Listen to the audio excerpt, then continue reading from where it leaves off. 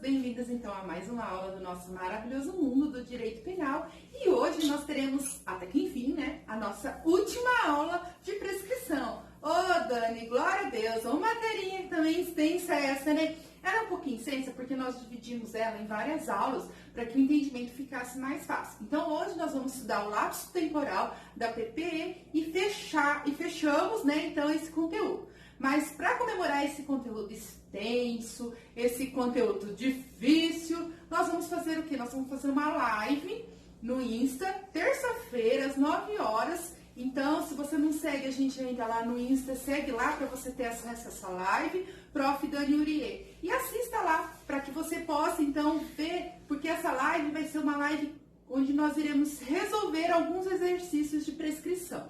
Então, vamos à nossa aula? Então, o artigo 112, inciso 1º, fala do lapso temporal, ou seja, do termo inicial da PPE. E o que ele fala? Ó, do dia em que transita em julgado a sentença condenatória para acusação ou a que revoga a suspensão condicional da pena ou do livramento condicional. Então, se a gente analisar esse artigo, nós vemos que existem três hipóteses, certo? A data em que transita em julgado para acusação, a revogação do sursis e a revogação do livramento condicional. Mas olha um detalhe aqui, gente.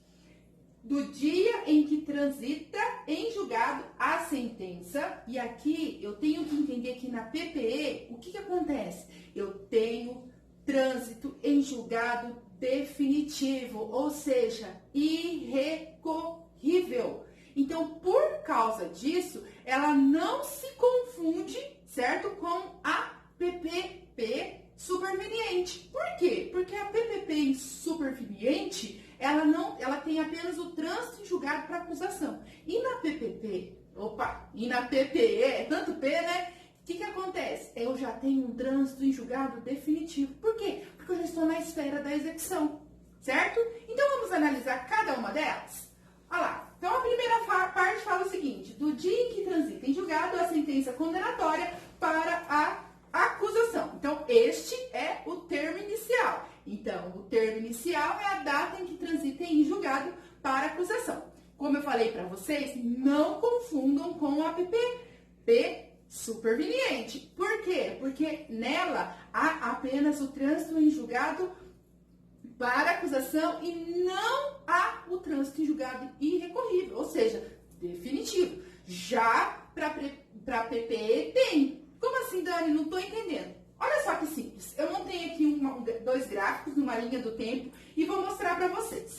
Na aula anterior, nós vimos que isso daqui é o que acontece. Então, é o lapso temporal que eu analiso quando tem uma PPP retroativa ou superveniente. Então, vamos lembrar? Então, tem o dia da consumação, que é o termo inicial, certo? O recebimento da denúncia ou queixa, que nós vimos que é uma causa interruptível da prescrição, certo? Daqui e aqui, eu não posso utilizar para analisar a retroativa, certo? Aqui eu só posso pegar a pena máxima em abstrato e olhar o prazo prescricional. Aqui não. Entre esse e esse, o nosso termo aqui é da sentença penal condenatória, certo? Transitada em julgado para acusação. Se prescreveu entre o recebimento e essa sentença penal condenatória, eu tenho a retroativa. Se for posterior, eu tenho a superveniente. Dani, mas você acabou de falar que na PPE eu tenho também como termo inicial o trânsito em julgado para acusação. Então não seria superveniente? Essa é a diferença, ó. Aqui eu tenho um acórdão condenatório recorrível. E nós estudamos das causas impeditivas que um acórdão condenatório recorrível é uma causa também interruptiva de prescrição. Então aqui interrompe, aqui é um lá e volta a contar do zero.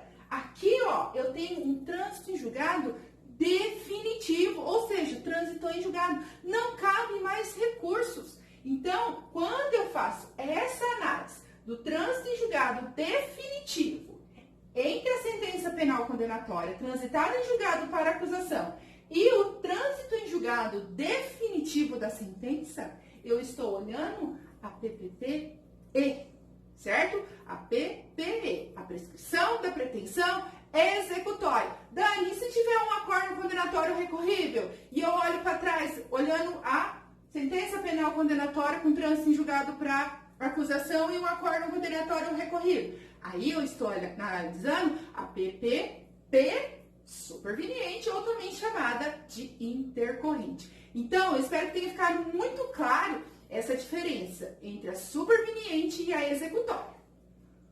O nosso próximo fala sobre o quê? Então, lá, para acusação ou, que revoga a suspensão condicional da pena ou o livramento condicional. Então, aqui nós temos o sursis penal e o livramento condicional. Para ambos, o termo inicial é a data, então, da revogação. Ou seja, o agente deve estar usufruindo de algum desses dois benefícios, certo? E daí, como que nós vamos analisar, então, agora o lapso temporal? Porque eu falei para você que o termo inicial é a data da revogação. Beleza, isso aí é simples. Mas qual é a pena que eu vou utilizar para saber o prazo prescricional? Então, vamos ver o do sursis. Tá? A pena aplicada na sentença. Dani, como assim a pena aplicada na sentença? Vamos recordar um pouquinho a parte do sursis penal. O que acontece? Quando o juiz, então, determina a sentença, ele aplica uma pena privativa de liberdade, a nossa PPE, certo?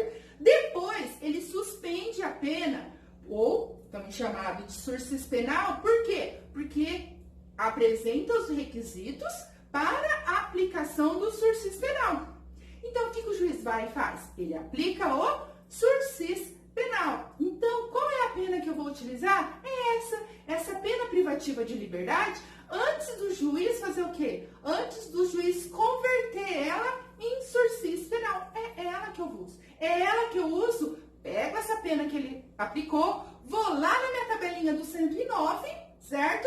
E analiso qual é o prazo prescricional, então, que vai ser usado para esse sursis, ou seja, para essa PPE. E quando for livramento condicional? O livramento condicional tem previsão lá no artigo 113. Olha o que o artigo 113 fala. No caso de evadir-se o condenado, quer dizer, ou de fugir, ou de revogar-se o livramento condicional, a prescrição é regulada pelo tempo que resta da pena. Por que isso daqui, gente? Porque é o seguinte, o sursis penal, o agente nem dá início, ele não vai cumprir dentro de um estabelecimento prisional, certo? A sentença. Por quê? Porque suspende a pena. Ele fica por um período de prova, em liberdade, uma liberdade vigiada, cumprindo os requisitos. Já o livramento é diferente. O livramento, ele está fazendo o quê? Ele está cumprindo a pena, certo? Em estabelecimento prisional, preencheu os requisitos, ele vai ser dado a ele o benefício do livramento condicional. E a outra parte, ele está cumprindo normalmente e fugiu, certo? Então, é esse, no caso de evadir-se o condenado. Então, o que acontece aqui, gente? Eu tenho duas situações, mas em ambas o agente já está analisando. Por que eu estou analisando a PPE? Porque o agente já está cumprindo, já está na execução da pena. Por isso, certo, que eu faço essa análise. Mas o livramento condicional tem um porém, depende. Lá vem você, Dani, que esses depende. Por que depende, Dani? Porque é o seguinte, de acordo com o artigo 141 e 142, eu tenho duas situações, certo? Por quê? Porque eu tenho dois efeitos da revogação. E ela depende de quando o crime ocorreu. Como assim, Dani? Vamos fazer a leitura? Olha lá. Fala assim, crime cometido antes da vigência do livramento condicional. Então, o que acontece aqui? O agente cometeu um crime, certo? E depois cometeu outro. Tá lá, aquele outro crime tá lá em processo. E esse daqui, anterior, ele já tá cumprindo a pena, certo? Já teve trânsito julgado, ele já tá na fase de execução. Preencheu os requisitos, ele ganhou o benefício do livramento condicional. E veio a sentença, então, daquele outro crime, que ele cometeu antes do livramento condicional, certo? E olha o que acontece. Se a revogação for motivada por infração penal anterior à vigência do livramento, computar-se-á como tempo de cumprimento da pena o período de prova. Por quê? Porque quando ele está em livramento, ele fica, a gente fala que é um período de prova, que ele fica lá obtendo o benefício do livramento condicional.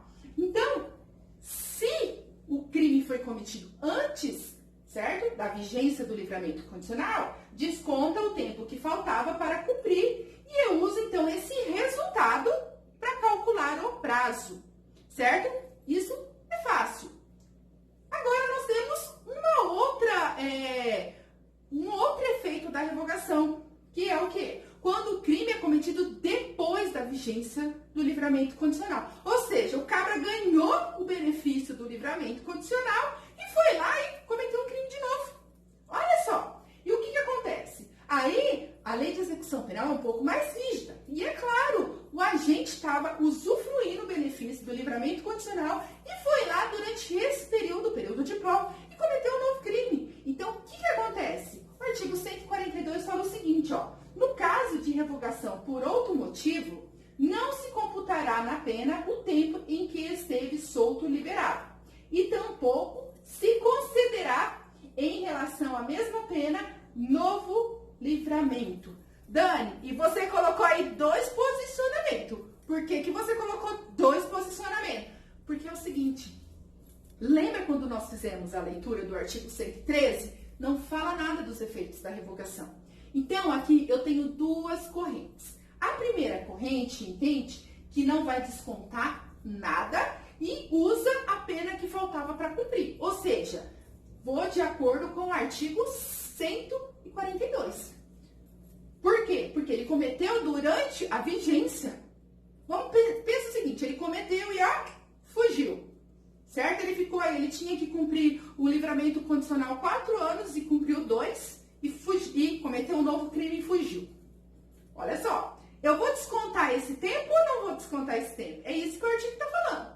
Então, como ele cumpriu depois da vigência do livramento condicional, a hora que eu pegar ele esses 2 anos que ele cumpriu não serão computados. Ele vai ter que cumprir de novo esses 2 anos. Mesmo que durante esses 2 anos ele tenha andado certinho. Por quê? Porque ele cometeu um crime depois da vigência do livramento condicional. Isso é o que fala.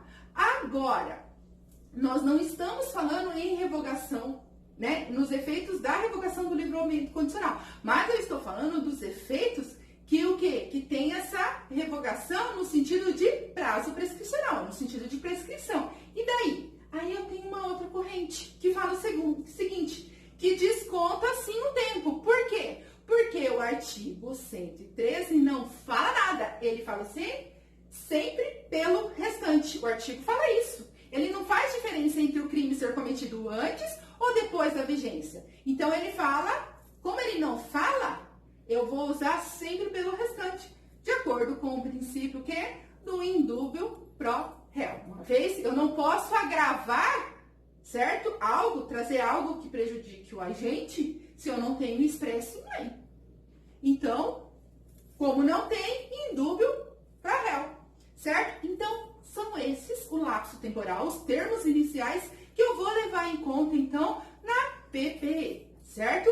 E agora, gente, para acabarmos mesmo essa aula, eu trouxe aqui um esqueletinho, certo? Que eu criei, que eu gosto muito, eu tenho até um carinho especial, porque eu juntei aí, passo para os meus alunos presenciais e eu trouxe isso para vocês, para que fique fácil vocês entenderem como eu acho esse prazo prescricional. Por quê? Porque ao longo dessa jornada nossa prescricional, vamos dizer assim, nós vimos que nós temos muitos detalhes.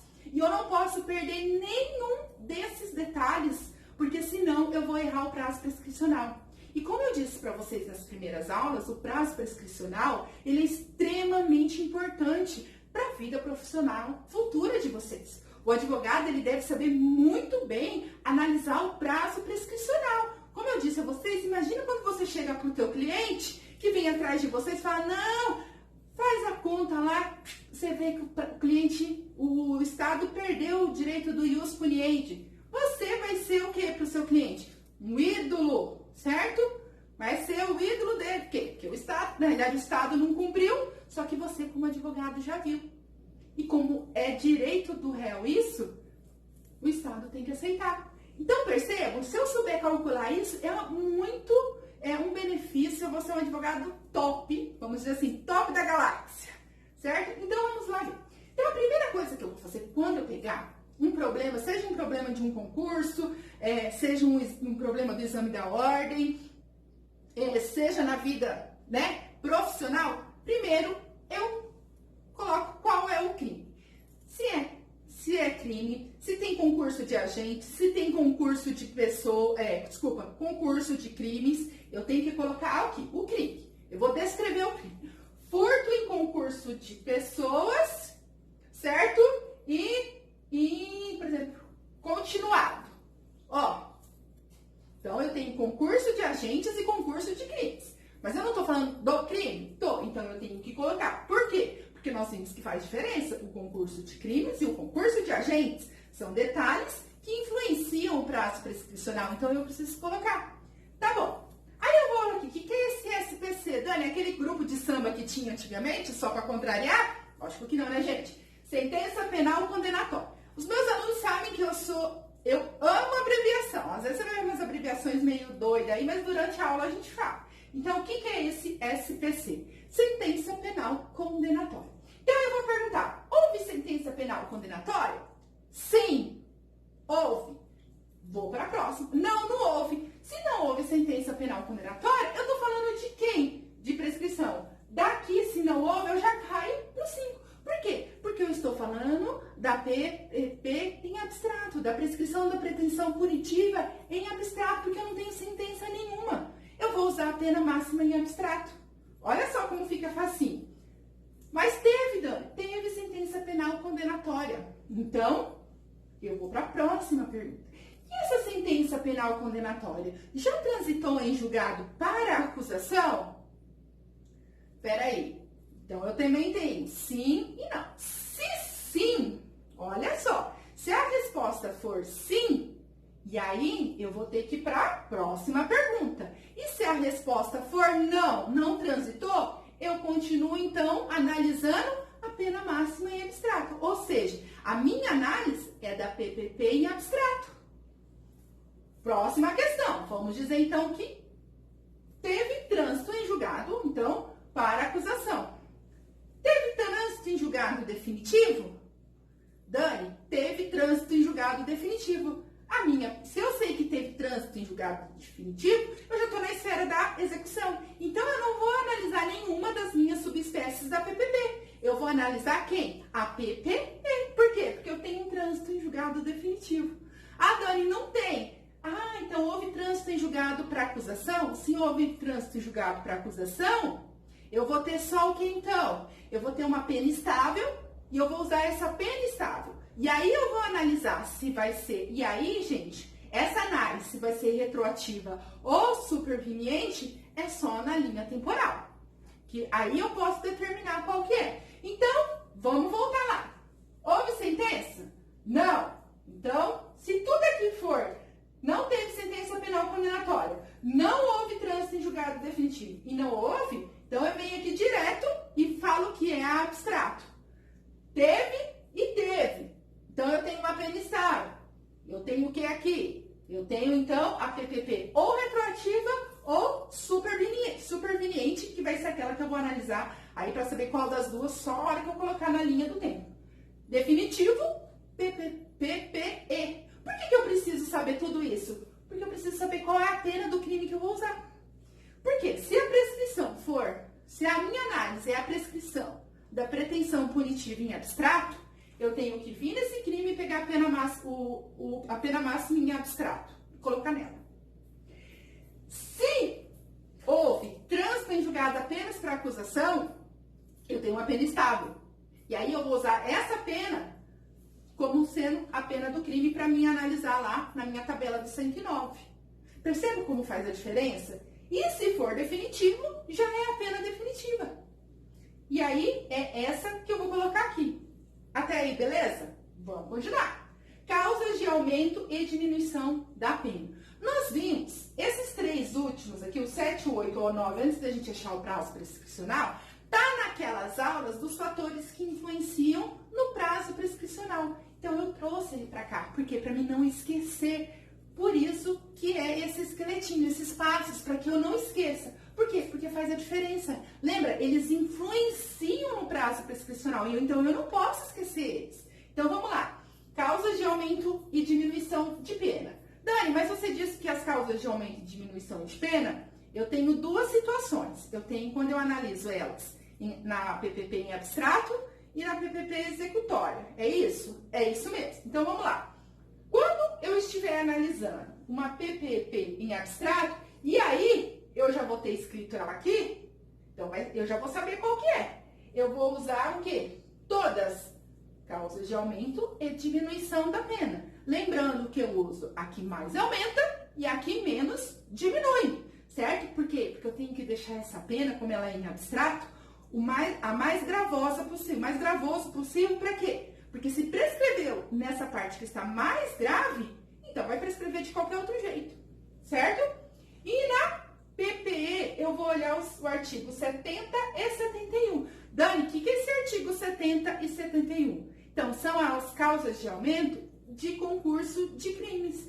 O artigo 70 trata do concurso formal e o artigo 71 do crime continuado. E aí eu vou lá na súmula. Volta lá na aula dos fatores que influenciam na pena que você vai lembrar.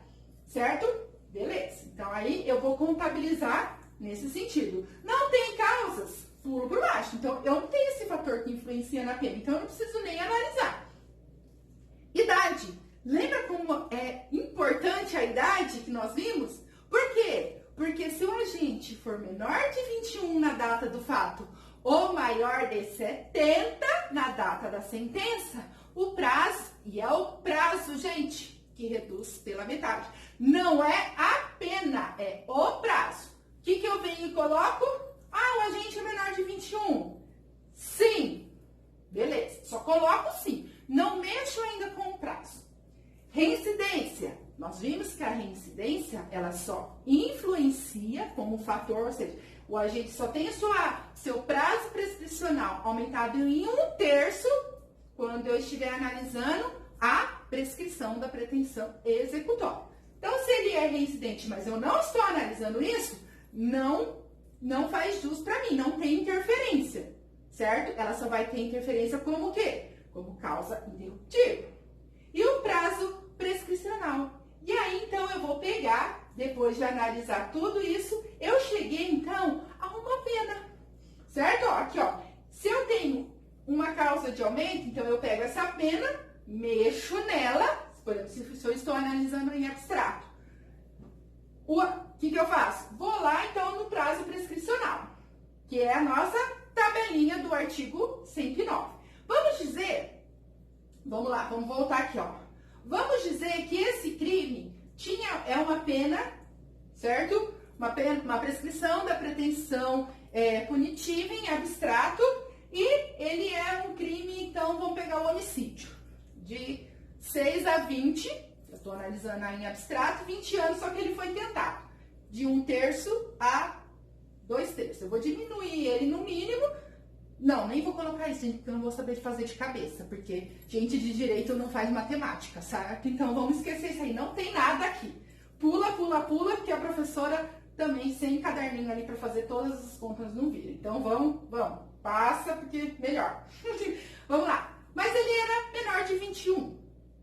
Isso a gente fica. Então, eu tenho, em abstrato, 20 anos, não tenho nenhuma causa de aumento nem diminuição, vamos passar essa parte para não ter muita conta, e o agente era menor de 21. Então, eu vou lá na minha tabela. A pena do crime é a máxima, não é? 20 anos. Eu sei que 20 anos, ó, maior de 12 anos, 20 anos. Só que eu não disse pra vocês que o agente é o quê? Menor de 21. Então, reduz o quê? A pena pela metade. Então, aquela pena que era de 20, ficou sendo 10. Dani, ficou tão complicado esses 10 passos. Não liga não, é para deixar vocês curiosos, certo? Pegue a nossa tabelinha, inclusive já tem lá no Insta. Nós iremos postar hoje também esses 10 passos para encontrar o prazo prescricional lá no nosso Insta, certo? Pega essas duas tabelas, decore, porque ela é extremamente importante, mas na nossa live de terça-feira, certo? Você vai usar muito ela. Basicamente, nós vamos usar esses dois e o nosso Código Penal. Certo, pessoal? Então, até mais. É isso, nós encerramos, conseguimos, aleluia, encerrar, certo? O nosso tema, né? Essa prescrição. E até então, nossa terça-feira, não esqueça da nossa live, certo?